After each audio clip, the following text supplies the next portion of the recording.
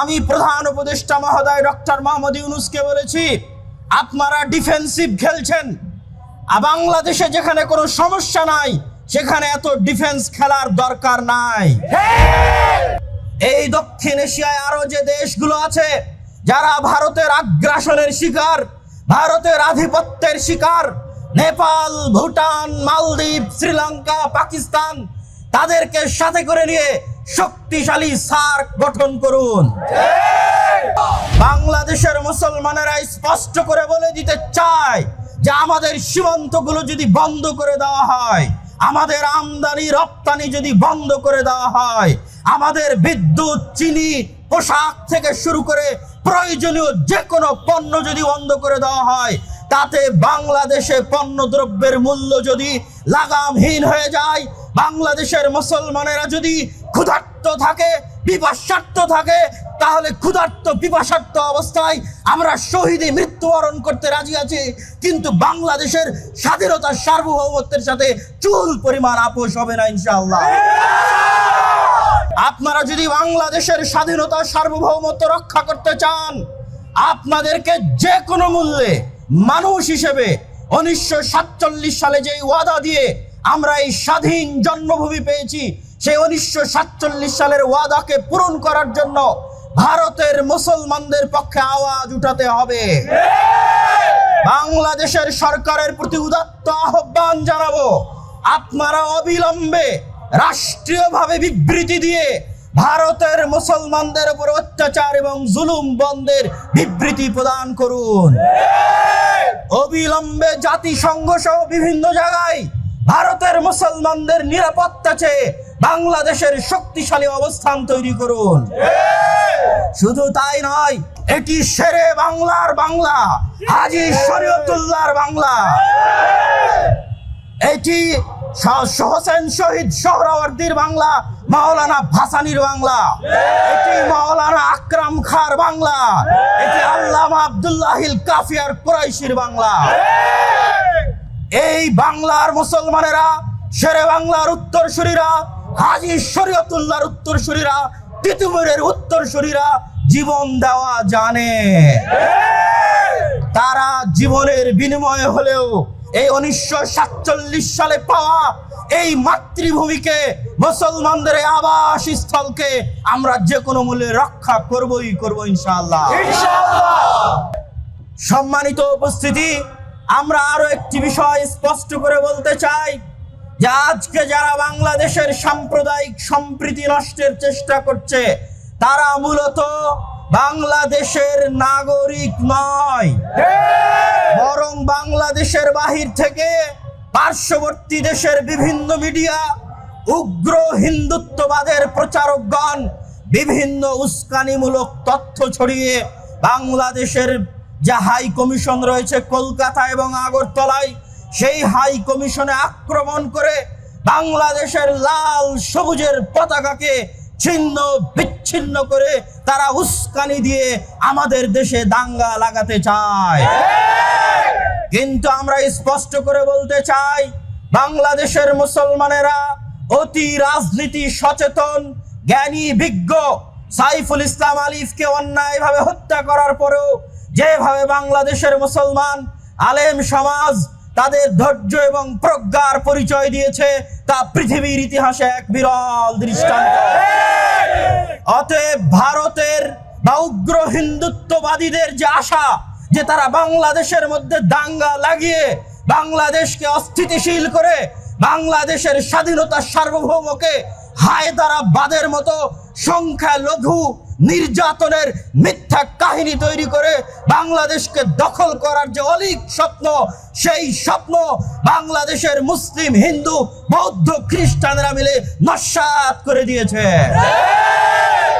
এবং আমি আরো স্পষ্ট করে বলে দিতে চাই, এই ধরনের অপপ্রচার এবং উস্কানি যত বেশি চলবে, বাংলাদেশের ঐক্য তত দৃঢ় হবে ইনশাআল্লাহ।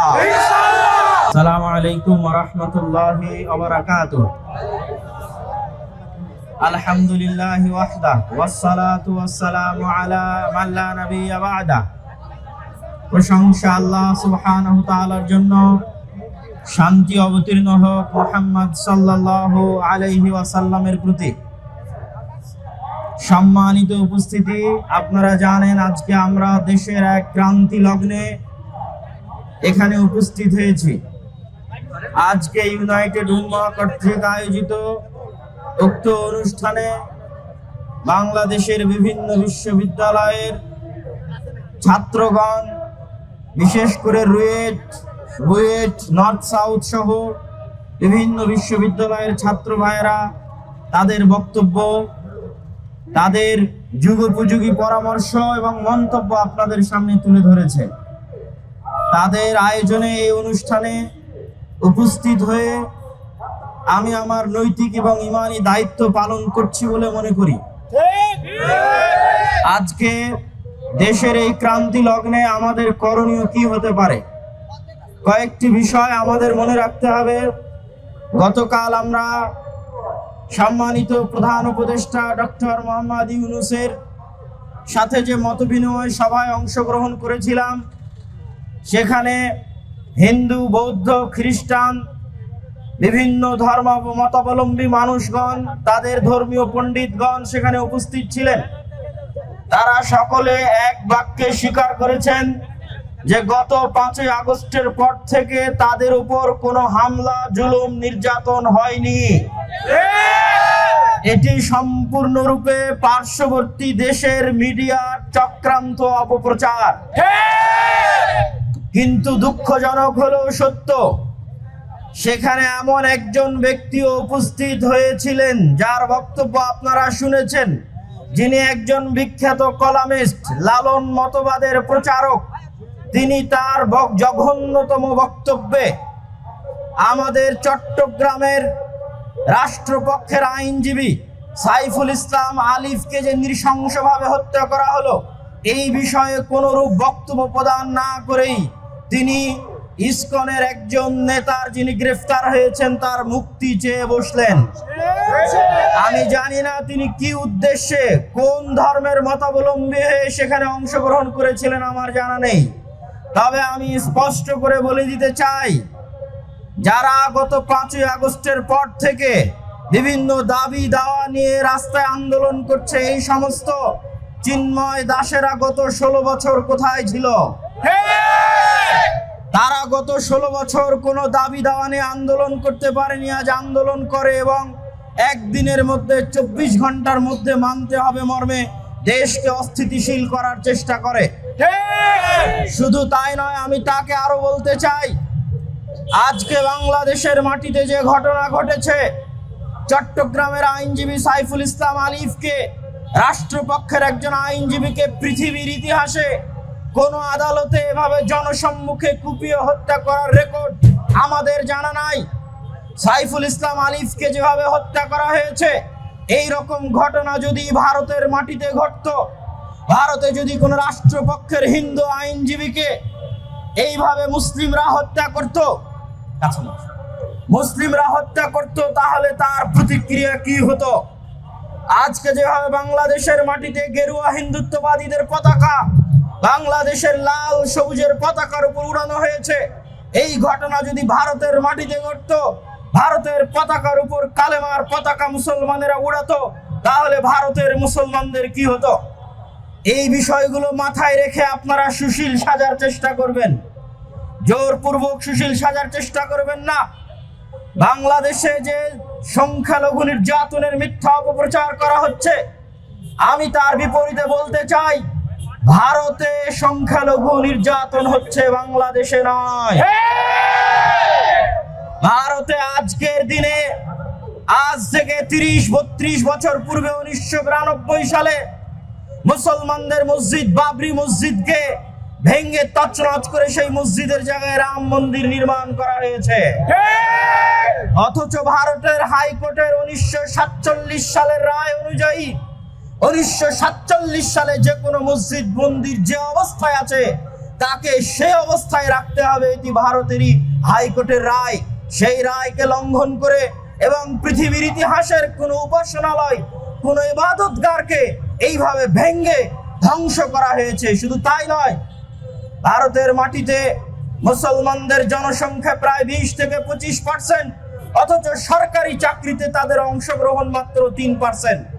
শুধু তাই নয়, এনআরসি এবং সিএএ সিটিজেনশিপ অ্যামেন্ডমেন্ট যে বিল আছে, এই এনআরসি এবং সিএএ এর নামে 1951 সালে যারা তাদের পরিচয় 1951 সালের পূর্বের কোনো পরিচয় দিতে পারবে না, তারা যদি হিন্দু, বৌদ্ধ, খ্রিস্টান, ইহুদি হয়, তাহলে তাদেরকে ভারতে জায়গা দেওয়া হলেও মুসলমানদের দেওয়া হবে না। এই আইনের মাধ্যমে আসাম এবং পশ্চিমবঙ্গের লক্ষ লক্ষ কোটি কোটি মুসলমানকে রোহিঙ্গা বানানোর জন্য তাদের নিজ দেশে তাদেরকে পরদেশী নাগরিক বিহীন করার এক ষড়যন্ত্র চলমান আছে।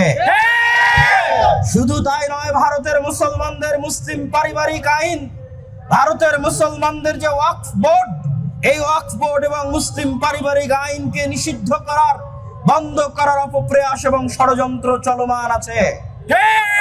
শুধু তাই নয়, আসামে সকল মাদ্রাসা বন্ধ করে সেগুলোকে স্কুলে রূপান্তর করা হয়েছে। কাশী, মথুরা, বানারস, সাম্ভাল সহ অসংখ্য মসজিদকে মন্দিরে রূপান্তর করার প্রচেষ্টা চলমান আছে। এই সমস্ত সংক্ষিপ্ত তথ্যের আলোকে বলতে চাই, বাংলাদেশে এরকম কোনো নজির নাই যে বাংলাদেশে কোনো মন্দিরে মুসলমানেরা হামলা করে সেই মন্দিরকে মসজিদ বানিয়েছে। বাংলাদেশে এরকম কোনো নজির নাই যে কোনো হিন্দুকে মুসলমানেরা পিটিয়ে হত্যা করেছে। কিন্তু ভারতে অসংখ্য মুসলমানকে গরুর গোশত রাখার কারণে, জয় শ্রীরাম না বলার কারণে গণপিটুনি দিয়ে হত্যা করা হয়েছে। তাহলে সংখ্যালঘু নির্যাতন কোথায় হচ্ছে? বাংলাদেশে না ভারতে? অতএব সংখ্যালঘু নির্যাতনের বিচার কোথায় চাইতে হবে? অতএব শান্তিরক্ষী বাহিনী কোথায় পাঠাতে হবে? আজকে ইউনাইটেড উম্মাহ কর্তৃক আয়োজিত আজকের এই অনুষ্ঠানে উপস্থিত প্রত্যেক বিভিন্ন বিশ্ববিদ্যালয়ের যে ছাত্র প্রতিনিধিরা উপস্থিত হয়েছেন, তাদের শুকরিয়া আদায় করত। উপস্থিত আইন শৃঙ্খলা বাহিনী, সাংবাদিক ভাই এবং বিভিন্ন মিডিয়া যারা উপস্থিত হয়েছেন, তাদের শুকরিয়া আদায় করত। আমরা আজকে আমাদের এই শান্তিপূর্ণ মানববন্ধনের এখানে ইতি টানছি। আল্লাহ সুবহানাহু ওয়া তাআলা আমাদের বাংলাদেশের স্বাধীনতাকে স্থায়ী করুন, আল্লাহুম্মা আমিন। আল্লাহ আমাদের বাংলাদেশের মুসলমানদের জন্য এই আবাসস্থলকে শান্তি এবং নিরাপত্তায় পরিপূর্ণ করে দিন, আল্লাহুম্মা আমিন।